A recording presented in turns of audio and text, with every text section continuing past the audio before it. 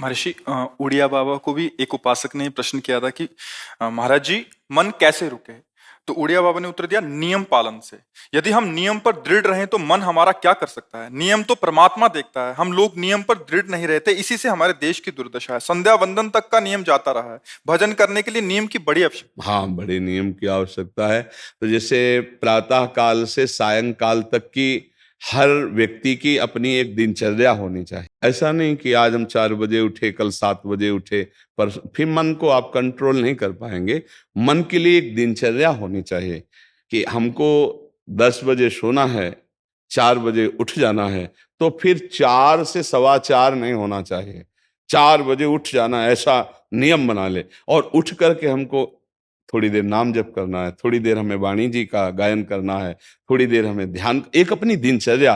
फिर हम अपने संसार के कार्य के नियम, जो संसार के कार्य हैं, उनको भी करते हुए भगवान को समर्पित करें। जैसे जो पद में है, जो आपको राष्ट्र सेवा मिली है, जो आपको समाज सेवा के पद मिले हैं, या आपको जो घर की सेवा के कार्य मिले हैं, उनमें बहुत धर्म पूर्वक आचरण होना चाहिए। अगर आप अधर्म आचरण करते हैं, अपने पद का दुरुपयोग करते हैं, तो आप सुबह जग करके थोड़ा माला चला लीजिए, फिर भी आपका कल्याण नहीं होगा, क्योंकि आप अपने पद का, अपने सेवा का दुरुपयोग कर रहे हैं। जैसे हम जानते हैं कि अधर्माचरण है, ये अधर्मी है, हमें पता है दोषी है, और वो हमको कुछ धन दे देता है, और हम उसको मुक्त करवाने की बात सोचते हैं, और जो निर्दोष है उसको फंसा देते हैं।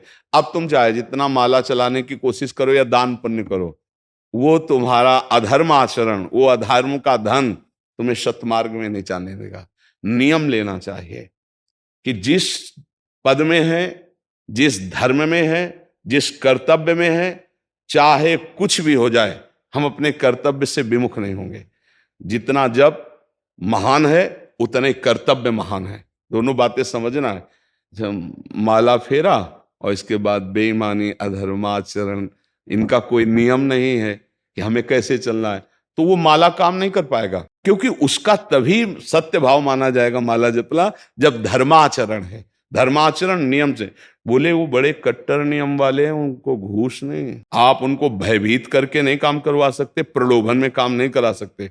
ये हमारी गृहस्थी है ना, तो गृहस्थी के पालन के लिए धन चाहिए, और धन के लिए हम धर्म को आगे रखें, धन को नहीं। धर्म को, हमारा कर्तव्य क्या, प्रायः जैसे पूज्य बाबा ने कहा, आज हमारे देश में बहुत दुर्दशा हो रही है। दुर्दशा हो रही, क्यों? क्योंकि सब अपनी जगह से गलत हो रहे हैं। अगर अपनी जगह हम ठीक रहे तो हमारी दुर्दशा नहीं होगी। हमारा भजन कम होगा, लेकिन हम धर्म से चल रहे हैं तो हम विजयी होंगे। हम भगवान को प्रसन्न कर सकते हैं, क्योंकि हमें जो कार्य मिला है वो भगवान का ही कार्य, सृष्टि भगवान का कार्य। जैसे नए बच्चे कुछ वकालत पढ़ रहे थे, तो यहाँ के प्रश्न किया था कि हम जानते हैं कि वो दोषी नहीं है, हम जानते हैं कि वो दोषी है, पर दोषी हमें पैसा दे रहा है, तो हम वकालत पढ़ी इसीलिए, हम उसको जिताएंगे, तो क्या कोई पाप है? तो उनका खुला पाप है। बोले नहीं, हमारी कोई ऐसा कंपनी दो, ऐसा कुछ बोले कि हमारी कंपनी को ये सिखाया जाता है, तो हमको तो ये करना ही होगा, अगर नहीं करेंगे तो हमारी वकालत का मतलब क्या रहा? तो नहीं, वकालत का मतलब अधर्मी को मुक्त करवाना नहीं है। वकालत का मतलब अधर्मी के सबूत एकत्रित करके उसको दंड दिलवाना है, और धर्मात्मा को मुक्त करवाना है। अब इसके लिए आपके पास अर्थव्यवस्था अगर कमजोर भी है, तो धर्म व्यवस्था आपकी पूरी है। धर्म व्यवस्था ठीक है तो परिवार स्वस्थ रहेगा, सुखी रहेगा, भगवान आप पर प्रसन्न रहेंगे। अच्छा, फिर हमने तर्क रखा कि जैसे आपकी बहन के साथ कोई गलत व्यवहार करे, आपको पता है, और वो आपको 10 लाख रुपया घूस दे, तो क्या आप उसका पक्ष लेंगे? नहीं। तो फिर दूसरी बहन के साथ किया है। अब यहां विचार करना है ना, अपने भाई का अगर कत्ल किए हो, मुझे पता हो कि ये दोषी है, तो क्या हम पैसे से उसको मुक्त करने देंगे? लगेगा कि जान की बाजी लगा देंगे, और तुम्हें हम ऐसे ही एक गरीब आदमी की किसी ने हत्या की है, तो आपका पक्ष बनता है। पर यह ज्ञान कहां मिलेगा? बिना अध्यात्म के ये ज्ञान तो मिलेगा नहीं। ज्ञान तो इस बात का मिला कि कैसे पैसा कमाया जाए। अच्छा, वो पैसा यदि अधर्म से आया है तो आपकी दुर्दशा कर देगा, आपकी बुद्धि भ्रष्ट कर देगा। तो जो बाबा कह रहे हैं कि आज हमारे समाज की बड़ी दुर्दशा हो रही, उसका कारण यही है कि हमें अध्यात्म का ज्ञान नहीं, हमें धर्म का ज्ञान नहीं, और बड़ी बड़ी गलतियां हो जाती है। बिल्कुल पता है आदमी निर्दोष है और हम धन के प्रभाव से उसको दंड दे देते हैं। वो दंडा भगवान जब आपको पलट कर देंगे तो आप सह नहीं पाओगे, उसका परिणाम बहुत बुरा होता है। तो इसलिए समाज को चाहिए अपने अपने कर्तव्य का पालन करते हुए एक नियमावली बना ले। जैसे कुछ दुकानों का नियम होता है कि वहां फिक्स रेट होता है, नहीं होता? वहां ये नहीं चलेगा कि कसम से कहते हैं कि तुम्हें हम अपना जान करके कि 100 रुपया मीटर ये मिला है, हम बिल्कुल मुनाफा नहीं ले रहे। नहीं, झूठ क्यों बोल रहे हो? दुकान खोले हो मुनाफा के लिए, झूठ क्यों बोल रहे हो? नहीं लेंगे मुनाफा, हम जितने का लाए हैं उससे मुनाफा लेंगे, पर 120 रुपया मीटर देंगे, कपड़ा बढ़िया है, नाप फिट है, इससे नीचे नहीं उतरेंगे, हमें सफाई देने की जरूरत नहीं है कि हम कसम खाते हैं या ऐसा। हम जानते हो ये बिजली है, दुकान है, नौकर लगे हैं, तो इसका मुनाफा लेने के लिए दुकान खोलें, कोई दान करने के लिए तो नहीं। तो सबको पता है मुनाफा लेगा, लेकिन एक फिक्स दाम, उसे 10-20 रुपया का मुनाफा लेकर के हम उसको बेच रहे हैं। लेकिन झूठ क्यों बोले? बोले झूठ के बिना धंधा नहीं चलता। नहीं, ऐसा नहीं है। अब असत्य बोलोगे तो उससे जो आपको मुनाफा मिलेगा वो आपकी बुद्धि भ्रष्ट करेगा, और सत्य है कि मुनाफा के लिए है वही चीज, और आप एक फिक्स रेट में दे रहे, बढ़िया है। अब अगर आप कोई मिलावट करके भोजन सामग्री दे रहे हैं, आपको पता है, तो जो खाने वाले के हृदय में बैठे हुए भगवान है वो तुम्हारे जीवन में मिलावट कर देंगे, तुम्हारा जीवन महान दुखमय हो जाएगा। ये कहां समझा जाता है? एक आदमी सिंथेटिक दूध बना रहा है, उससे कहो ये अपने बच्चे को पिला, नहीं पिलाएगा। फिर ये दूसरे का बच्चा जब पिएगा तो उसकी हालत क्या होगी? दूसरे शरीर में जाएगा तो हालत क्या होगी? वो केवल धन की बुद्धि रख रहा है।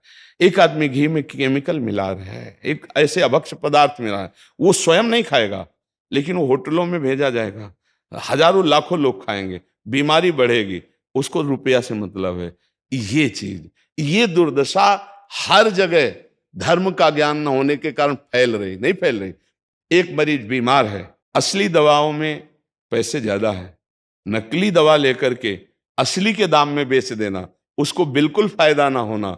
लेकिन परमात्मा देख रहा है, तुम जानते हो नकली दवा है, वो तो नहीं जानता बेचारा, ज्यादा पढ़े लिखे नहीं, किसान आदमी गांव का आया है, तुमने दे दिया और उसने पैसा दिया असली के। अब वो पैसा तुम्हारी बुद्धि भ्रष्ट करेगा, तुम्हारे परिवार में कलह पैदा करेगा और तुम्हारा पतन कर देगा। ऐसे हर डिपार्टमेंट में, हर विषय में यदि हम अपने धर्म से चले, अपने सत्य से चले, और थोड़ा भी भजन होगा, वो आपको उत्तम गति प्रदान करेगा। पर ऐसा कहां समझ में आ रहा? अध्यात्म के बिना भला ऐसा समझ में आएगा? तो इसीलिए कह रहे हैं हमारे देश की दुर्दशा हो रही। पूर्वजों में पहले ये था कि हमारा धर्म नहीं जाना चाहिए चाहे प्राण चले जाएं, हमारा चरित्र नहीं जाना चाहिए चाहे सर्वस्व नष्ट हो जाए। आज इसकी कोई परवाह नहीं, तो उसी से बुद्धि भ्रष्ट हो जाती है, जीवन एक पशुवत आचरण वाला हो जाता है, और वो अपने को बड़ा सुखी समझने लगते हैं कि हमारे पास बड़ा वैभव है। लेकिन प्यारे, उस दिन को याद करो जिस दिन तुम्हारा आखिरी समय होगा, ना तुम्हारा फार्म हाउस जाएगा, ना महल तुम्हारा जाएगा, ना बैंक बैलेंस जाएगा, ना कोई व्यक्ति, और ना ये शरीर। अब तुम्हारे कर्म तुमको भोगवाएंगे। उस समय की कौन याद करता है? अगर उस समय की याद हो तो भय लग जाए कि नहीं नहीं, पाप नहीं करूंगा, क्योंकि जाना है यहां से। अच्छा, कब जाना कुछ पता नहीं है, किसी भी समय ट्रांसफर हो सकता है इस शरीर से। तो हमें लगता है कि महापुरुषों के जो वचन है कि हमें एक नियम से जीवन जीना चाहिए, धर्म पूर्वक जीवन जीना चाहिए, अपने कर्तव्य का पालन करना चाहिए। जो हमारे लिए कर्तव्य, आज प्रायः धन प्रधान बुद्धि होने के कारण कर्तव्य स्वाहा हो रहा है। एक विद्यालय में विद्यार्थी के लिए जो गुरु पद में बैठा, उसका क्या कर्तव्य है? वो अपने कर्तव्य को भूला हुआ है। भला छोटे छोटे विद्यार्थियों को, जिनकी नींव पूरे राष्ट्र सेवा में, समाज सेवा में ये बन सकते हैं, अगर उनको हम सही शिक्षा नहीं दी तो उनका पूरा जीवन बर्बाद हो जाएगा। अगर उनको हम गलत सपोर्ट कर दिए तो उनका पूरा जीवन बर्बाद, क्योंकि नया जीवन है। और जगह जगह अपने अपने कर्तव्यों का यदि पालन किया जाए तो पूरा समाज सुखी हो जाए। लेकिन कर्तव्यहीनता आ रही, कोई अपने कर्तव्य को नहीं समझ रहा है। तो यही बात महापुरुष जनों को दुख लगता है कि अगर सब अपने कर्तव्य का पालन करें, धर्म का पालन करें, भगवान का नाम जप करें तो सब सुखी हो जाए। सुख सब चाहते हैं और आचरण दुख वाले करते हैं, इसीलिए सुख नहीं मिल रहा है, परिणाम में हमें दुख मिल रहा है। सच्ची मानना, वो रुपया पूरे परिवार में अशांति पैदा कर देगा। और धर्म पूर्वक 100 रुपया लाओगे और 4-5 परिवार के बैठ के नमक रोटी खाओगे, आनंद से सोओगे, बड़ा प्यार रहेगा, भगवान की कृपा रहेगी। पर ये बात समझ में नहीं आती है। तो ये वृत्ति अगर छोड़ी ना जाएगी तो कुछ भी कर लो, कहीं भी दान पुण्य कर लो, लाभ नहीं मिलेगा। अगर दान देने की बात कही गई है तो धर्म पूर्वक कमाए हुए धन से। अगर आप मेहनत से कमाए हो ना, 10 रुपया दे दोगे ना, तो 10 रुपये का वो आटा ला के अगर 2 रोटी खाएगा तो खूब वजन होगा। वो आप 1 लाख रुपया बेईमानी कर रख दोगे ना, तो बैठे बैठे वो गंदा ही सोचेगा, भजन नहीं होगा। उसका गंदा सोचना और आपका गंदा करना, दोनों मिल करके उसके कारण भी तो आप बने ना, तो आपका ही पतन हो जाएगा। उसको तो भगवान बचा लेंगे क्योंकि भगवान की शरण में है। तो मुझे लगता है अधर्म के धन से कभी किसी को लाभ नहीं मिलता। तो अपने कर्तव्य का पालन करते हुए यदि नाम जप किया जाए तो बहुत जल्दी हमको लाभ प्राप्त हो जाए। बहुत सुंदर मतलब ये चर्चा होती है, अगर आप लोग इसको धारण कर लें तो निहाल हो जाएंगे। सच्ची कह रहे, ये जो बातें हैं ये बहुत सुंदर जीवन को पुष्ट करने वाली हैं, पर आप धारण कर लें तो बात है। नहीं तो जैसे लाभ दिखाई दे रहा 50,000, तो ये बातें भूल जाओगे, ये बातें अच्छी नहीं लगेंगी।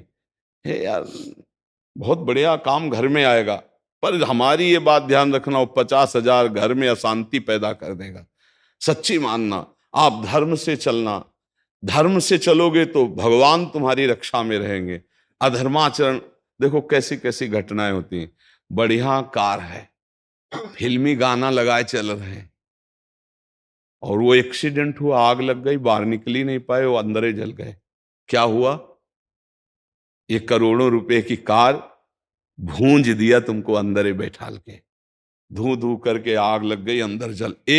ऐसे जलना चाहते हो या भगवान के आनंद में चिंतन करके शरीर छोटे हो फिर दाह संस्कार हो ऐसे कि सब लोग भगवान के नाम का कीर्तन करते ही जा रहे, फिर आपका अंतिम संस्कार वहां जीवित जल गए?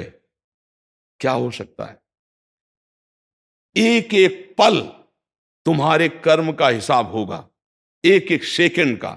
ऐसे कर्म करो कि हमारा अच्छा हिसाब हो, बुरा हिसाब। ये मत समझो कोई देख नहीं रहा, वो देख रहा है जिसको हिसाब करना है, वो देख रहा है। उसके लिए कोई वकील या किसी सबूत की जरूरत नहीं होती, वो सर्वांतर्यामी आपके अंदर बैठे ही देख रहा है। तो सदैव जैसे सत्संग सुन रहे हैं, तो अगर हाथ जोड़ के प्रार्थना है, थोड़ी भी बात मान लोगे तो आप सच्चे सुख के मार्ग में चलने लगोगे।